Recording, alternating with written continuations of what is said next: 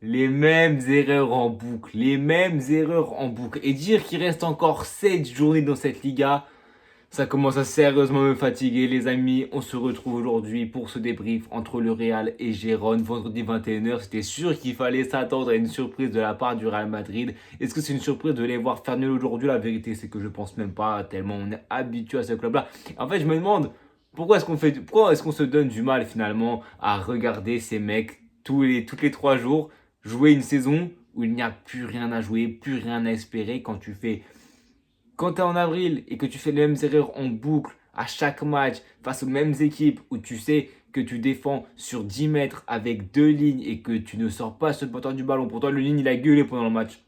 Parce que tu es 3 10, le but de Lemar, mais on l'a vu contre plein d'équipes cette saison où tu ressors pas sur le porteur du ballon, tu es trop en dilettante et t'attends la sentence, t'attends la sanction, t'attends la défaite en fait, t'attends la déroute. Ces gens-là, c'est comme nous, c'est des mazos, ils aiment perdre, ils aiment se faire mal, ils aiment être nuls en fait. Moi ça me fascine, franchement, là, franchement je commence à être désemparé parce que même quand tu n'es... En fait ça le problème, c'est que même tu n'espères rien de ce Real à l'heure actuelle parce que tu sais que même en ce match 7 points de retard sur le Barça, il reste 7 journées, mathématiquement c'est encore possible, mais si tu restes pragmatique, tu sais très bien que ça va être très compliqué et que seul un fou peut y croire. Nous, on est là, on continue à regarder les matchs, mais la vérité, c'est que c'est très, très, très frustrant.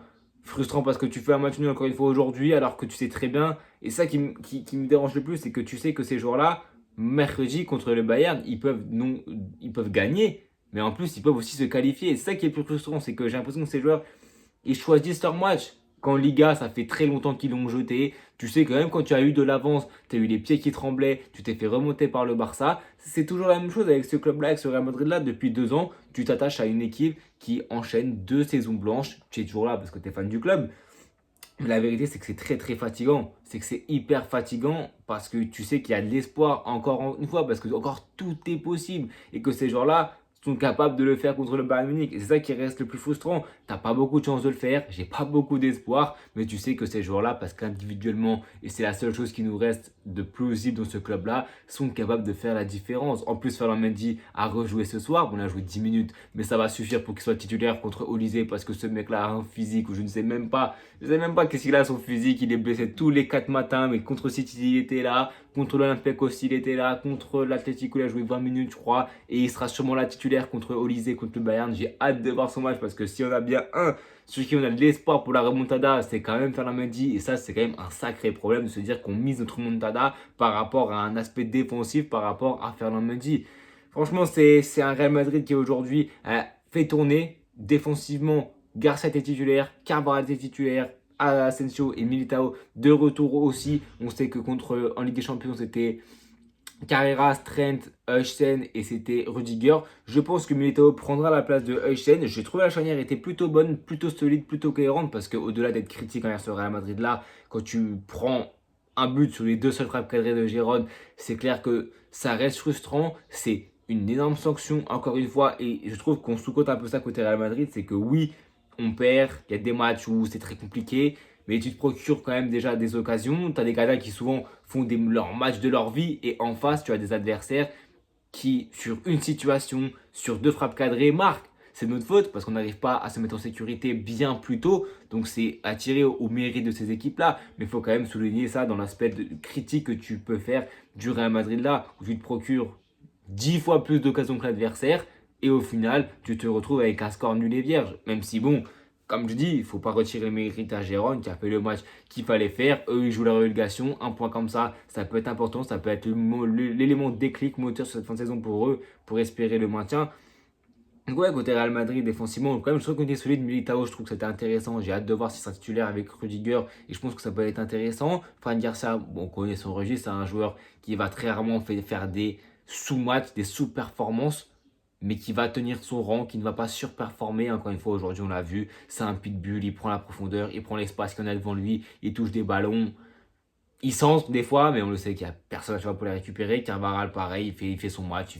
C'est un match où, encore une fois, tu es beaucoup plus dans le côté offensif, bien suppléé par Valverde aussi. Un Real Madrid assez novateur dans le double pivot Bellingham-Camavinga. Les deux, j'ai trouvé qu'ils ont fait un super match dans des registres qui sont différents. Et quand tu sais que Tchouaméni sera suspendu au retour contre le Bayern, c'est important de mettre Camavinga directement en titulaire, directement dans le bain, en confiance avec son double pivot que sera Bellingham, je pense, contre le Bayern Munich. Est-ce que Arbeloa va tenter un 4-5-1? Est-ce que Arbeloa va tenter quelque chose de tactique avec 3 milieux de terrain à la récupération, peut-être petit peu plus haut et un Brahim ou un Arda un peu plus, encore une fois, sur le cœur du jeu, un peu plus dans le côté offensif? On verra. Je pense que ce double pivot est intéressant. Malgré tout, c'est un double pivot qui a encore des failles. On le voit sur l'occasion et le but de Lemar. C'est Camavinga qui sera pris en gris parce que c'est lui qui est à la finition sur le porteur et qui se prend le petit pont sur la frappe de Lemar. Encore une fois, tu déclenches ton pressing un petit peu trop tard. Et pourtant, là, le moment où Lemar tente sa frappe, il est dans le demi-cercle de la surface de réparation. Et pourtant, malgré tout ça, c'est Kama qui vient sur lui. Ça prouve de une que ce Real est beaucoup trop bas et que ce Real attend, subit. Et c'est pas la première fois que je vous le dis, c'est pas la première fois que ce Real, ça arrive, où tu as un Real Madrid qui est dans la souffrance, qui est dans subir et défendre en reculant. On ne défend pas en avançant. Parenthèse qui n'a absolument rien à voir. Hier, j'ai regardé Mayence-Strasbourg et le comportement défensif des joueurs de Mayence, c'est du défendre en avançant. C'est le premier attaquant qui vient de la pression. Une fois que ton rideau offensif il a été battu par le pressing, eh ben, tu recules ta défense. Tout le monde recule, mais tu ne subis pas. Tu restes avec des positions fixes qui vont avancer selon la maîtrise de l'adversaire et ça les fait reculer. Et ce Real Madrid-là, comme depuis le début de la saison, tu ne les sens pas en maîtrise dans ce secteur de jeu-là quand on n'a pas le ballon. Parce que techniquement, quand on a le ballon, on sait faire la différence, même si ça met des fois un peu de temps parce qu'il y a beaucoup de blocs très très bas, donc c'est très difficile de les désarçonner. Mais on sait que la solution vient que de solutions individuelles sous des pénaltys, des coups de pied arrêtés, des têtes, des frappes qui sortent de nulle part, comme Valverde a mis au jeu sa frappe encore une fois avec une erreur de Gazaniga. Ça peut venir de là. Et je trouvais, comme j'ai dit, que pour revenir à Bellingham et Camavinga, est-ce que ce sera eux les doubles pivots? Je pense, parce que c'est eux deux qui ont aligné aujourd'hui. Et j'espère que Bellingham, en tout cas, sera beaucoup plus enclin aux efforts défensifs, parce que j'ai trouvé que Gérone a eu beaucoup d'espace, même si c'est une équipe qui joue bien techniquement. Il y a eu des retours qui n'ont pas du tout été faits. Et heureusement que Brahim a fait un superbe match dans cet aspect-là, défensivement, des retours de Bellingham, mais aussi offensivement, avec une touche technique, des relais dans les petits espaces. Brahim Diaz, honnêtement, c'est Fede qui est eu homme du match. Je ne l'aurais pas donné parce que même s'il marque le but là, même si c'est un but important, je trouve que pendant longtemps, on ne l'a pas assez vu. Un peu comme Mbappé qu'on a peu vu, mais qui au final doit terminer le match avec quoi, 5 frappes, 2 cadrés. Je pense que Brahim, c'était lui qui était le plus constant dans les efforts défensifs et qui même techniquement a touché des ballons, a su se mettre, à contribution, a su faire jouer les autres aussi, a su être dans les bons espaces, dans les bonnes zones, au bon moment. La plupart des occasions dangereuses du Real, c'est avec un Brahim Diaz dans le maillon qui a amené cette frappe-là, cette situation-là. Donc ouais, Brahim, j'ai trouvé qu'aujourd'hui, en tout cas, il a fait un vrai match et j'ai hâte de voir s'il sera aligné avec, ou plutôt à la place de Arda avec Kama et Bellingham. Je pense que ces trois-là ont fait un bon match, ont fait même un vrai match, je trouve. Et je pense que ces trois-là seront alignés contre le Bayern sans trop de surprise, même si on sait qu'il peut y avoir un débat Arda, Brahim. Maintenant que Bellingham est de retour, qu'il a démarré titulaire depuis 2 mois, qu'il était sur le banc, qu'il a un petit peu joué, etc.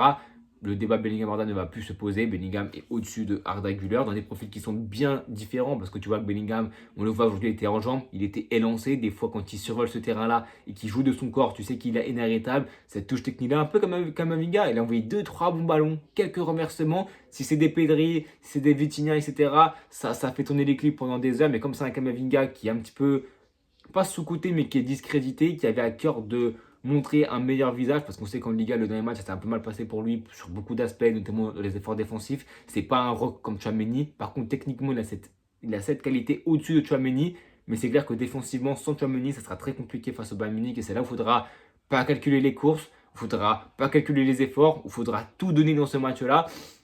C'est la dernière chance, ça sera la dernière chance pour ce Real Madrid de s'illustrer, de continuer de rêver en Ligue des Champions, bien que ce sera le Paris Saint-Germain en demi-finale et que ça sera encore plus compliqué que le Bayern Munich et qu'il y aura encore moins de chances que contre le Bayern Munich, mais c'est contre ce Bayern-là, en étant mené en plus et au retour, franchement, je ne sais même pas si on a 15-20% de chances de se qualifier, mais tant qu'il y a de la vie, il y a de l'espoir, c'est le dernier élément concret qu'on peut avoir, c'est l'espoir, c'est l'individualisme d'Mbappé et de Vinicius qui aujourd'hui C'est compliqué de juger des matchs comme ça, je trouve, où Mbappé, pendant très longtemps, a été peut-être un peu en dessous du match et a occupé une zone sur le côté droit. Où par contre, là, j'ai trouvé qu'Mbappé, et je comprends pas pourquoi il ne fait pas assez, d'aller sur le côté, parce qu'on le voit qu'il a encore cette qualité d'élimination, qu'il arrive à dribbler, qu'il arrive à percuter, à amener de danger. Il y a eu peut-être une faute qui aurait pu être sifflée sur lui, mais j'ai aucunement envie de me cacher derrière l'arbitrage parce que je trouve que ce serait se voler la face sur le niveau actuel de ce Real Madrid-là et sur ce qui a été mis en place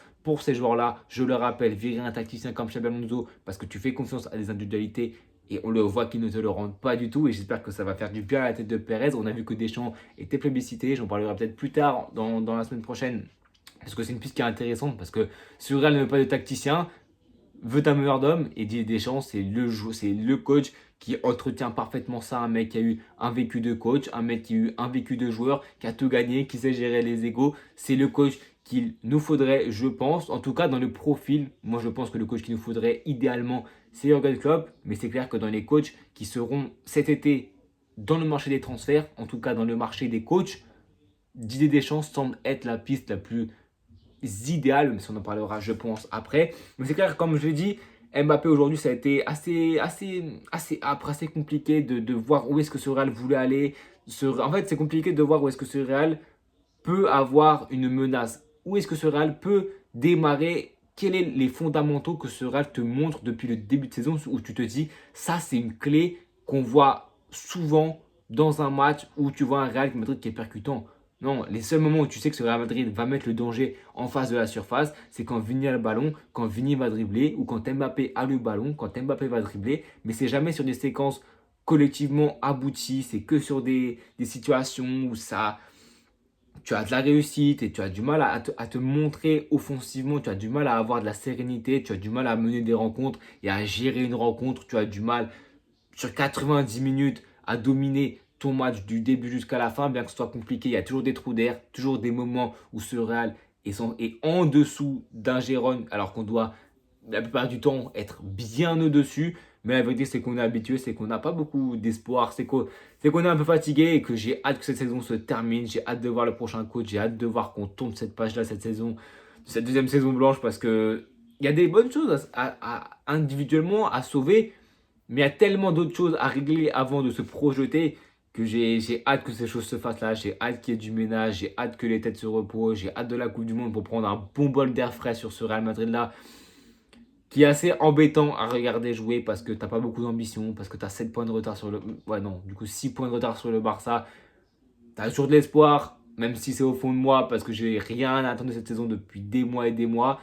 J'espère que les 7 derniers matchs en Liga, il y aura un peu de fantaisie, il y aura des jeunes qui seront mis. On espère qu'il y aura beaucoup de choses qui seront mises en place parce que cette fin de saison, tu n'auras plus rien à espérer. C'est le pire quand tu suis un club, notamment le Real Madrid, là, d'avoir rien à célébrer, rien à fêter, rien où tu es en gage sur aucune des compétitions. C'est ce qui est frustrant. On espère que ça va continuer. On espère une qualification contre le Bayern. On ne va pas se leurrer, ça sera très compliqué, mais je pense que dans tous les cas, tu peux le faire. Quand tu t'appelles le Real Madrid là, que tu sais tout ce que tu as fait malgré les manquements que tu as, je pense que nos manquements sont beaucoup plus gros que les années précédentes pour espérer quelque chose.